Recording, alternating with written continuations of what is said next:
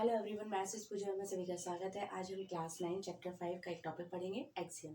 Euclid geometry से है, हमारी यूक्लिड जी ने हमें एक्सियम्स बताई हैं। एक्सियम्स जो होती हैं उसके लिए कोई प्रूफ की ज़रूरत नहीं होती, वो एक स्टेटमेंट होता है। वो स्टेटमेंट ही हमारा यूनिवर्सल ट्रुथ होता है। एक कॉमन एग्जाम्पल है, जो हमारा सन है वो कहाँ से राइज होता है, ईस्ट से होता है। तो इसके लिए कोई प्रूफ की ज़रूरत नहीं होती है, ठीक है। तो इसी तरह से हमारी एक्सियम्स होती हैं, जिसको हम बिना सोचे समझे आँख बंद करके हम कह देते हैं कि भाई ये सही है, क्योंकि ये एक एक्सियम है। इसके लिए हमें प्रूफ मांगने की ज़रूरत नहीं है, प्रूफ देने की ज़रूरत नहीं है, वो हमारे एग्जाम्स कहलाते हैं। अब देखिए, हमारे जो एग्जाम्स हैं उनको हम बहुत अच्छे से समझ लेते हैं। जिसमें हमारी फर्स्ट एग्जाम आती है, the whole is greater than the part. या देखो, स्टेटमेंट पढ़ के ही पता चल रहा है कि हम अपने आप ही बोलेंगे कि भाई ये तो करेक्ट ही है ना, कि होल जो है वो ऑब्वियसली उसके कोई भी पार्ट को हम उठा के देख लें, होल हमेशा उस पार्ट से बड़ा ही होगा, ठीक है। तो ये हमारा फर्स्ट एग्जाम कहता है कि the whole is greater than the part.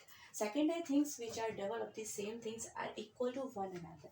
मतलब कोई भी चीज़ें हैं जैसे इक्वल है, सपोज मैं यहाँ पे अल्फाबेटिकली ले रही हूँ, ए इक्वल टू बी है। अब मैं इसको डबल कर देती हूँ, दोनों को डबल करूँगी तो डबल भी तो इक्वल ही होगा ना। जब थिंग्स इक्वल है तो मैं उनको डबल करूँ या हाफ करूँ, एक ही बात है, वो इक्वल ही आएंगे। इसी को मैं हाफ कर दूँ तो वो इक्वल ही आएंगे। तो ये थर्ड एग्जाम कहती है, ये सेकंड एग्जाम कहती है, दोनों सेम है। अंतर कहाँ आ रहा है, यहाँ हम उन जो इक्वल थिंग्स हैं उनको डबल कर रहे हैं, और यहाँ पर जो इक्वल थिंग्स हैं उनको हम हाफ्स कर रहे हैं, बट वो हमेशा इक्वल टू वन अनदर ही रहेंगे। Things which are equal to the same things are equal to one another. क्या कोई भी दो चीज़ें हैं, जैसे ए इक्वल टू बी है और सी इक्वल टू बी है, ठीक है। ए भी बी के इक्वल है, सी भी बी के इक्वल है, तो ये दोनों इक्वेशन को देख के मुझे पता चल रहा है कि भाई ए भी सी के इक्वल होगा। यहाँ पर हम एरिया लेके चलते हैं।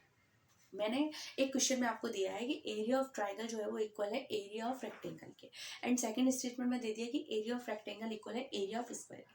तो ये दोनों स्टेटमेंट से हम ये रिजल्ट निकाल सकते हैं, ये हमारा आंसर निकाल सकते हैं कि जो एरिया ऑफ ट्राइंगल है वो किसके इक्वल होगा, एरिया ऑफ स्क्वायर के इक्वल होगा। क्यों? क्योंकि दोनों के जो एरिया है वो रेक्टेंगल के एरिया के इक्वल है, इसलिए, ठीक है। तो यहाँ पर हमारा ये एग्जाम फॉलो होता है। Things which coincide with one another are equal to one another. कोई चीज़ें हैं अगर उन्होंने एक दूसरे को ओवरलैप कर लिया है, दैट मीन्स कि दोनों के एरिया, दोनों के पैरीमीटर सब कुछ इक्वल होंगे, तभी तो एक दूसरे को कोइंसाइड कर रहे हैं। सपोज ये लाइन है, ठीक है, ये ए बी लाइन है और ये सी डी लाइन है। अगर ये दोनों लाइन एक दूसरे को कोइंसाइड कर रही हैं, एक दूसरे के ऊपर ओवरलैप कर रही हैं, तो इसका मतलब ये है, अगर इसकी 6 मीटर लेंथ है सो इसकी लेंथ भी 6 मीटर होगी, मतलब दोनों की लेंथ इक्वल होगी। ये हमारा ये वाला एग्जाम कहता है।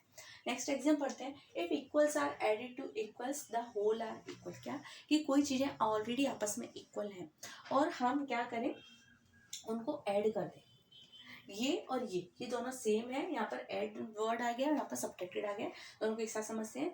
जो दो चीज़ें आपस में इक्वल हैं, अगर हम उनको आपस में ऐड कर दें, जैसे मैं यहाँ पे ले लेती हूँ a equal to b, c equal to d. ये आपस में इक्वल है, ये सी इक्वल टू डी है, ठीक है। ये आपस में अलग अलग इक्वल है, इन दोनों का कोई कनेक्शन नहीं है, लेकिन इन दोनों को प्लस कर दें तो हमारा जो रिजल्ट होगा वो भी हमारा क्या होगा, इक्वल होगा। सिमिलरली फॉर सब्ट्रैक्टेड, यहाँ पर हम माइनस साइन लगा देंगे। अगर हम उनको इक्वल्स को सब्ट्रैक्ट भी करेंगे तो भी हमारा आंसर जो है वो इक्वल ही होगा। तो आई होप आप लोगों को एग्जाम्स क्लियर हो गई होंगी, क्योंकि विद एन एग्जाम्पल हम बहुत अच्छे से हमारे कॉन्सेप्ट को क्लियर कर लेते हैं। तो ये अब आपको एग्जाम रटने की ज़रूरत नहीं है, आपको बहुत अच्छे से क्लियर हो गई होंगी। अभी तक भी मेरे चैनल को सब्सक्राइब नहीं किया तो सब्सक्राइब कर देना। Thank you.